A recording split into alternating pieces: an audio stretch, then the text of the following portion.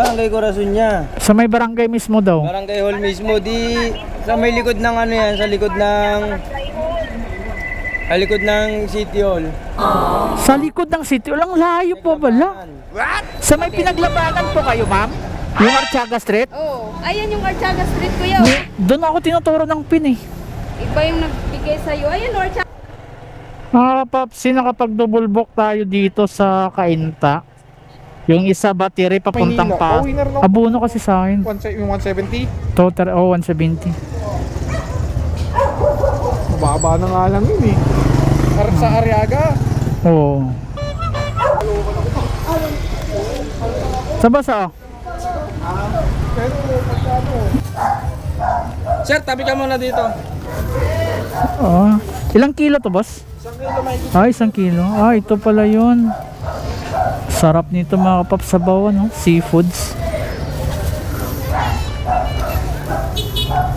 Okay mga kapaps, tara, let's go. 170. 330. Okay mga kapaps, tara, let's go. Kuha na natin. Face out. Nandito na po ako sa Artiaga Street eh.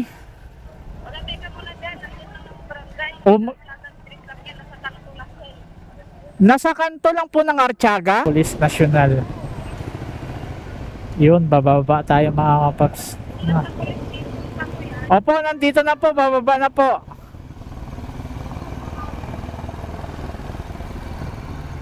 Nandito na ako, bumaba na po ako. Saan po ba kayo banda?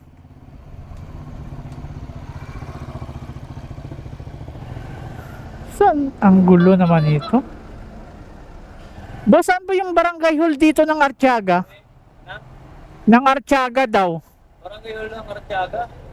Barangay Hall ng Barangay Balumbato dito. Yeah. Ang gulo nito, kausap si ma'am eh.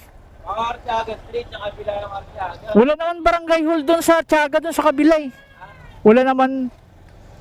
Ma'am, barangay hall ng Corazon. Barangay hall ng Corazon. Corazon sa kabila. Ay, Corazon doon. Huwag ka na magpapagod. May hindi nila alam. Paglagpas mo ng pinaglabanan sa may gilid ng City Hall. Ay, nako. Corazon yan, Barangay Corazon. Matagalan ka kasi dyan pag magtanong kanila. Ibig mo na lang agad si Barangay Corazon. Ma'am, dito nga ako tinuturo ng WISPO sa may Artiaga Street dito eh. Tanggalin mo yung Ano Artiaga mo, Street. ano Ang niya? ibig mo, Barangay Corazon dito sa Nuwan City. Barangay Anong ko. exact address ninyo? Anong exact address nyo po? Barangay Corazon nga daw. Hindi, anong barangay? Kasi alaking Barangay Corazon niya. Sa may barangay mismo daw. Barangay Hall mismo. Di sa may likod ng ano yan. Sa likod ng City Hall. Sa likod ng city. Walang layo po bala. Sa may pinaglabanan po kayo, ma'am? Malapit. Corner po ito ng Artiaga Street. Ano nga po sa may pinaglabanan? Kasi dito po ako sa may Artiaga Street. Sa likod po ba kayo ng City Hall? Yeah, Corazon. Likod kami ng City Hall. Nako. Corazon na yan eh. Ang layo po pala, ma'am. Dito ako Brad, salamat ha. Hindi. Ano po? Mabel. Yung Artiaga Street? Oo. Ayan yung Artiaga Street, kuya. Doon ako tinuturo ng pin eh.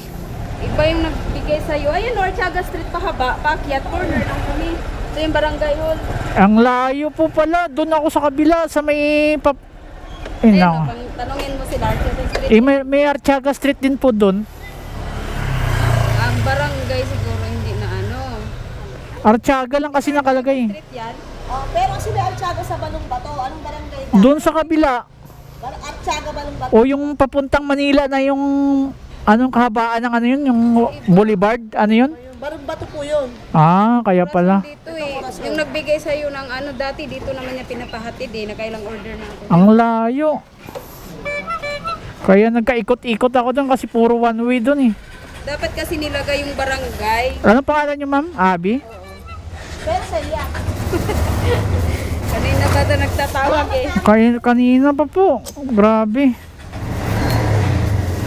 Mahal nito. Mali-mali yung address na ibinigay Oo, yung address. Nakailang order na ako pero dito Kailang order ka na doon? Oo. Pang ilang order ko na to eh. Mali yung address ni sir. Ha? Mali. O sa sunod, dapat talaga may barangay siya. Oo nga eh. Hindi ko rin alam na may Artiaga rin pala sa Balong. Mayroon dun. Pero nilalagay ko to landmark ng delivery. Kasi nga yung Artiaga sa amin sa taas, kaso hindi yun mahanap ng taga-delivery. 170 plus 233. Ano ka rin? Grabe pala yung ano dun. Dami pa yung sikot-sikot dun. Akala ko dito nagka-police station sa taas. 17 plus 233. 403. Wala ka 3 piso dyan. Wala ka. Ha?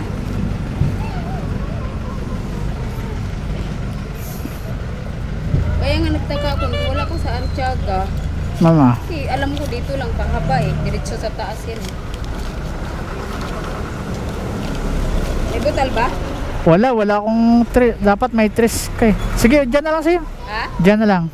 Salamat kuya. Okay ba? Thanks for watching. Please like it, share.